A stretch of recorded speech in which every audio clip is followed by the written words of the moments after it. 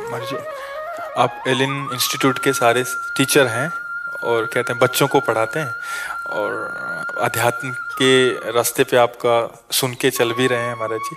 क्या एक वैसे बच्चों को जो है ना, थोड़ा आध्यात्मिक शिक्षा भी देना अनिवार्य है, क्योंकि बिना आध्यात्मिक शिक्षा के, जैसे ब्रह्मचर्य है, ये आध्यात्मिक शब्द है, और इसके बिना हमारे बच्चों की बड़ी दुर्दशा हो रही है। क्योंकि हमारे पास बच्चे आते रहते ना, जैसे हस्त क्रिया आदि, हस्त मैथुन आदि के द्वारा बच्चे बच्चियां बहुत दुर्दशा को प्राप्त हो रहे हैं। बॉयफ्रेंड, गर्लफ्रेंड, व्यभिचार, नशा, ये सब हमारे जो भारत के भविष्य हैं, नवीन बच्चों में बढ़ रहा है। तो हमें प्रार्थना करनी है आप लोगों से कि आप गुरु पद पे हैं, आप टीचर पद पे हैं, तो आप बच्चों के चरित्र निर्माण पर भी ध्यान दीजिए। नहीं, जैसे वो किसी ने कहा कि जिसका धन गया उसका कुछ नहीं गया, जिसका स्वास्थ्य गया उसका कुछ गया, लेकिन जिसका चरित्र गया उसका सब कुछ गया।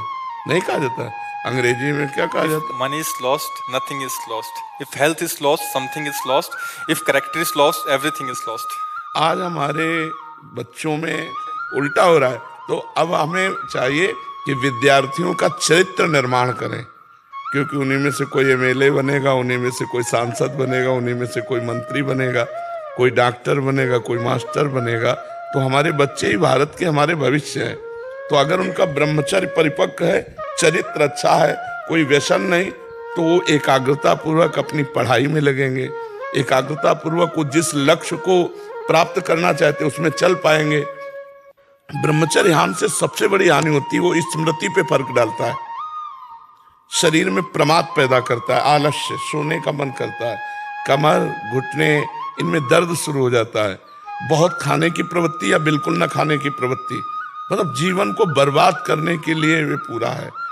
जैसे 20 वर्ष तक ब्रह्मचर्य रहें और फिर इसके बाद गृहस्थ धर्म में जाएं, तो एक अनुकूलित वातावरण उनको गृहस्थ में, तो वो निकल जाएंगे बढ़िया जीवन। और 20 के पहले ही ब्रह्मचर्य नष्ट कर दिए तो बहुत बड़ी हानि हो जाती है। ये ऐसे शिक्षक हैं, ये आगे की कंपटीशन तैयारी कराते हैं बच्चे। महाराज जी, बहुत प्रेशर उन पे क्रिएट हो जाता है। उस प्रेशर देखो, हम जो बता रहे हैं इसी में क्षमता है हर प्रेशर को सहने की। आप समझो, ब्रह्मचर्य के द्वारा हमारी जब स्मृति प्रवीण होती है, तो एक बार बोलो और बस दिमाग में हम उसको फिट कर लें।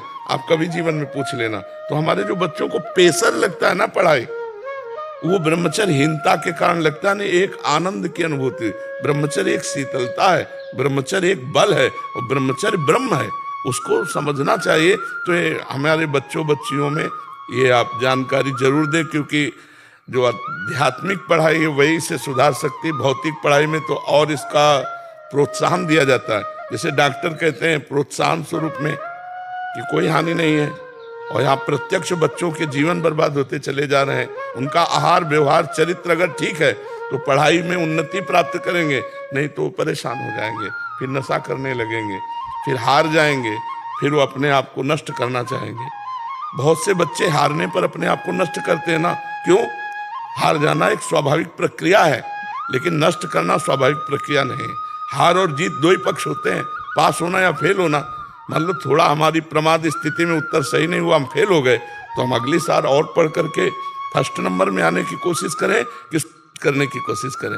तो ये बच्चों को संभालना। पढ़ा तो आप रहे हैं, जिस विषय को पढ़ा रहे हैं बड़ी प्रवीणता से पढ़ाइए, क्योंकि वो सब में भगवान विराजमान। लेकिन ये जरूर चरित्र के विषय में क्यों, अब बताइए। गुरुदेव भगवान, मैं अर्ज करना चाहता हूँ, हमारी संस्था का ध्येय संस्कार से सफलता तक ही है, और यही जो आपने बात कही, यही भाव हम करते हैं। लेकिन इंटरनेट और यूट्यूब, जैसे हम भी आप तक इंटरनेट से पहुंचे, आप हम तक इंटरनेट से पहुंचे, लेकिन इन बच्चों को समय से पहले वो सब मिल रहा है जो नहीं मिलना चाहिए। इसमें आप और हम बहुत सीमित और अपने आप को एक असहज महसूस करते हैं। कुसंग हो जाता है महाराज जी मोबाइल आदि से। तो कोई नियम, कोई कानून, हर चीज के लिए नियम, कानून, रेगुलेशन है, लेकिन इंटरनेट किन बच्चों तक, इनको समय से पहले उन सब चीजों की सुविधा हो गई। बिल्कुल। अच्छा, उससे क्या होता है महाराज जी? एक दूसरे से संपर्क हो जाता है, या गलत चीजें देख सकते हैं। ये वायरस की तरह बढ़ता है।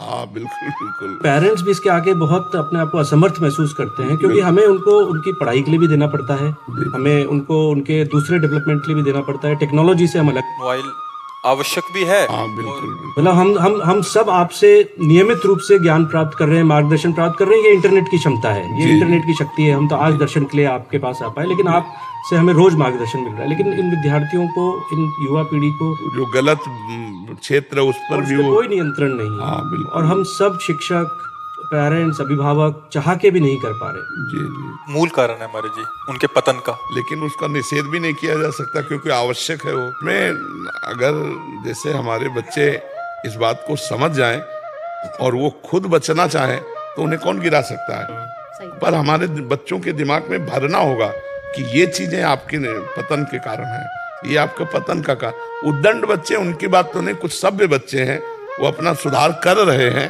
और सुधार करेंगे। हमको ये बात उनके सामने रखनी है, जो बात हम कह रहे हैं ये बात अगर हम 1 मिनट में भी रख देंगे या आप ना सुनाओ, किसी के सुनाए हुए बातें सुना दो तो उनके दिमाग में तो आ जाए ये गलत है। अभी तो उनको यही नहीं पता गलत है। बहुत से डॉक्टर सपोर्ट करते हैं, बहुत से मित्र सपोर्ट करते हैं, मोबाइल आदि के वीडियो सपोर्ट करते हैं, तो उनका मन वैसे ही चंचल है तो उनको और अच्छा लगने लगता है गलत मार्ग। तो हमें समझाना होगा कि गलत मार्ग से सुख नहीं मिलता।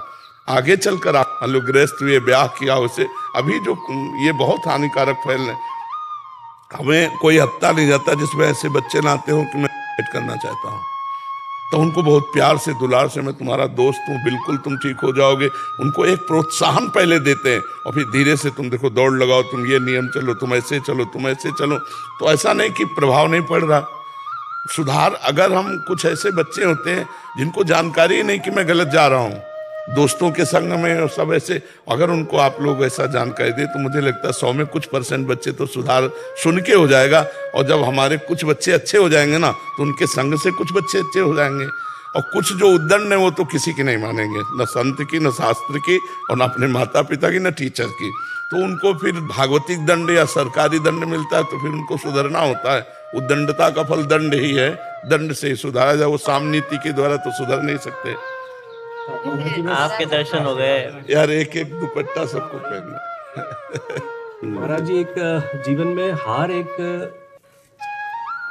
अटल सत्य है। जीतेंगे हारेंगे, हार के प्रति स्वीकार्यता बहुत कम होती जा रही है। बहुत होती है, हाँ बहुत कम।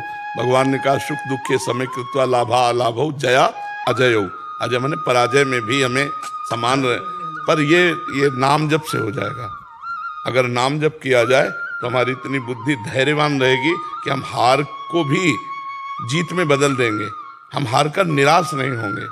नाम जप पर अब स्कूल में नाम जप वाली बातें तो कही ले जाती। 18-20 साल के, 15 साल के विद्यार्थी तो सोचते हैं हमारे सिलेबस का पार्ट ही नहीं है। हाँ वो सोचते, जी जी, लगता है कि ये तो हमारे पिताजी, पेरेंट्स। हाँ ऐसा लगता है।